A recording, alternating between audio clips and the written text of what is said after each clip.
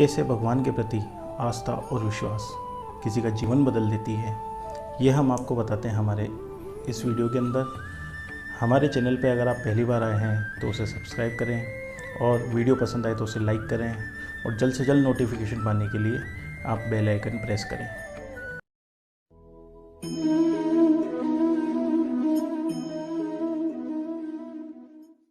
नमस्कार दोस्तों, जय श्री कृष्णा। आज हम बात करेंगे रघुनंदन की। जी हाँ, एक छोटा सा बालक रघुनंदन 10 से 11 वर्ष उसकी उम्र थी, एक छोटे से गांव का रहने वाला था। जब रघुनंदन हुआ था तो उसकी माँ की मृत्यु हो गई थी। खैर, जैसे ईश्वर को मंजूर। लेकिन रघुनंदन जब से हुआ तब से उसका मन और ध्यान हमेशा भगवान श्री कृष्ण के प्रति रहा है। तो वो हमेशा जितना समय उसको मिलता उतना समय वो मंदिर के अंदर, भगवान श्री कृष्ण के मंदिर के अंदर भजन करता, वहाँ मंदिर में सेवा करता, पूजा अर्चना करता रहता था। रघुनंदन की माता के देहांत के बाद में उसके पिताजी ने दूसरा विवाह किया था। उसकी माँ थी जो एक सौतेली माँ थी, वो रघुनंदन को बिल्कुल भी पसंद नहीं करती थी। रघुनंदन बहुत दुखी हुआ करता था। वह रघुनंदन से घर का सारा काम करवाती थी। रघुनंदन बहुत परेशान हुआ करता था। एक समय की बात है, रघुनंदन बहुत ज़्यादा बीमार हो गया था। उसकी ये स्थिति हो गई थी कि वो उठ नहीं पा रहा था। रघुनंदन की हालत बहुत ज़्यादा ख़राब हो गई थी, लेकिन उसकी सौतेली माँ ने तब भी उसे नहीं बख्शा और वह निरंतर रूप से उसको प्रताड़ित करती रही और उसे काम करने के लिए बहुत ही ज़्यादा प्रताड़ित करती रही। तभी रघुनंदन ने यह फैसला लिया कि मैं यह घर छोड़ के चला जाऊँगा। वह घर छोड़ के चुपचाप से वहाँ से चला गया। वह दूर रास्ते में जाता रहा। रास्ते में कई जंगल भी पड़े। एक जंगल में एक बड़ा सा वृक्ष था। वहाँ उस वृक्ष के नीचे जाके वह थोड़ा आराम करने के लिए बैठ गया। आराम करते करते उसकी आँख लग गई। आँख लगी तो उसे एक स्वप्न आया। उस स्वप्न में उसने देखा कि भगवान श्री कृष्ण उसके पास बैठे हैं। उसका सर भगवान श्री कृष्ण की गोदी में है। भगवान श्री कृष्ण कहते हैं कि हे पुत्र, तुम यहाँ से सीधे जब जाओगे तब ही तुम्हें पहला एक गांव मिलेगा। उस गांव के अंदर वहाँ मेरा एक मंदिर है, तुम उस मंदिर में चले जाना। तो रघुनंदन की एकदम से जब आँख खुलती है और वो देखता है तो वहाँ पे कोई भी नहीं है। रघुनंदन बड़ा चकित होता है और सोचता है कि अगर ये प्रभु का आदेश है तो हम इस आदेश की क्यों नहीं पालना करें। वो सीधा जंगल से निकल के उस गाँव की ओर चल देता है।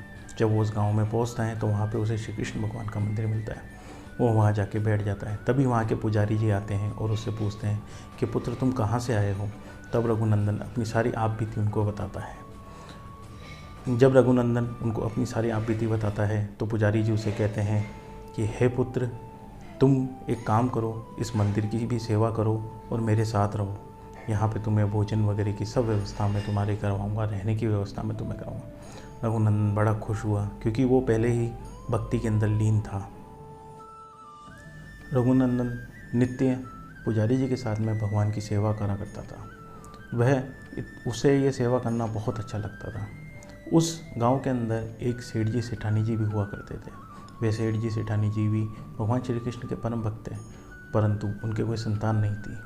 वह भी उस मंदिर के अंदर रोज़ आया करते थे और भगवान की सेवा करते थे। वे जब उस मंदिर में आते थे तो वे रघुनंदन को देखते थे तो उन्हें रघुनंदन बड़ा ही प्यारा लगता था। एक दिन सेठ जी ने पुजारी जी से पूछा कि ये बालक कौन है। तो पुजारी जी ने सारी बात उन्हें बताई। तो सेठ जी ने अपनी इच्छा व्यक्त करते हुए बताया कि क्या मैं इस बालक को अपने पास रख सकता हूँ, मैं इसे अपना पुत्र बना सकता हूँ। तो पुजारी जी ने कहा, ये बात तो आप इस बालक से पूछिए। जब उन्होंने उस बालक को पूछा तो वो बालक इस बात के लिए राज़ी हो गया और वह उनके साथ उनके घर चला गया। जी हाँ, रघुनंदन उनका पुत्र बन गया था। रघुनंदन की पूरी शिक्षा भी सेठ जी सेठानी जी ने उनकी शिक्षा भी पूरी करवाई। रघुनंदन को बहुत अच्छा पढ़ाया लिखाया। रघुनंदन धीरे धीरे जैसे जैसे बड़ा हुआ वैसे वैसे वो सेठ जी के व्यापार में सम्मिलित हुआ। सेठ जी सेठानी जी की उसने बहुत सेवा करी और उनको बाद में सेठ जी सेठानी जी को धीरे धीरे जैसे जैसे समय होता गया वैसे वैसे उन्होंने रघुनंदन की शादी भी करी।